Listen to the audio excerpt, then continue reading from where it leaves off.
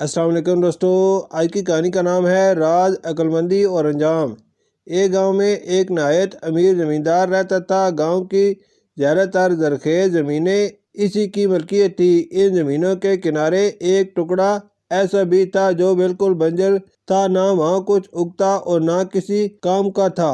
زمیندار نے سوچا کیوں نہ یہ زمین کسی غریب کسان کو دے دوں، اگر اس کی محنت سے زمین آباد ہو گئی تو واپس لے لوں گا، ورنہ ویسے ہی بیکار ہے۔ اس نے اپنے ملازم کسانوں سے ایک سادہ اور شریف آدمی کو بلایا اور کہا، ٹھیلے کے پاس والی زمین اب تمہاری، میں اس سے دستبردار ہوتا ہوں، جو اگاؤ گے وہ تمہارا ہوگا۔ کسان نے شکر ادا کیا اور اگلے دن سے محنت شروع کر دی۔ کنکر پتھر جھاڑ جھنکار صاف کیے، ہل چلایا، مگر اچانک ایک جگہ ہل کسی سخت چیز سے ٹکرا گیا۔ جب اس نے کھودا تو نیچے سے لوہے کا ایک بھاری صندوق نکلا۔ تالا توڑ کر دیکھا تو آنکھیں حیرت سے کھلی رہ گئی۔ صندوق سونے کی اشرفیوں سے بھرا ہوا تھا۔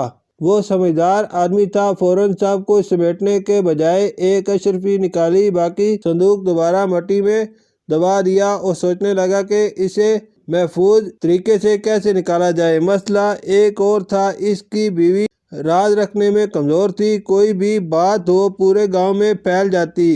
کسان نے ایک ترکیب سوچی، شہر جا کر ایک اشرفی بیچی، اس سے خوب رقم ملی۔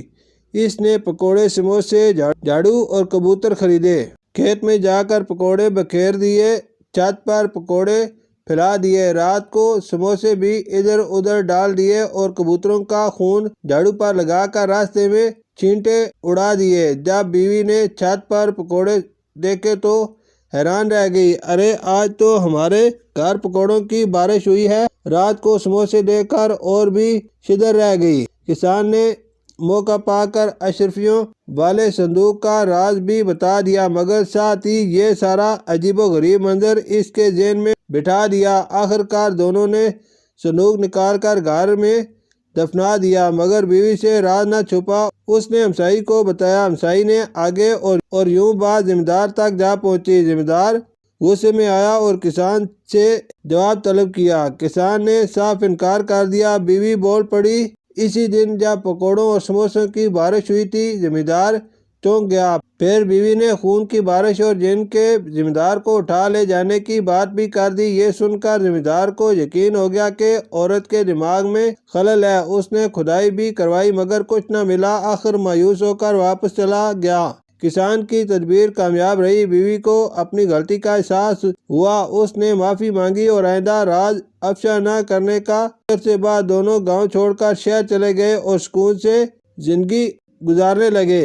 سبق: راز امانت ہوتے ہیں، عقل مندی اور صبر انسان کو مصیبت سے بچا لیتے ہیں، جبکہ بے احتیاطی بڑے نقصان کا سبب بن سکتی ہے۔ اللہ تعالیٰ تمام زوجین کے درمیان محبت، اعتماد اور حکمت عطا فرمائے، آمین۔ شکریہ۔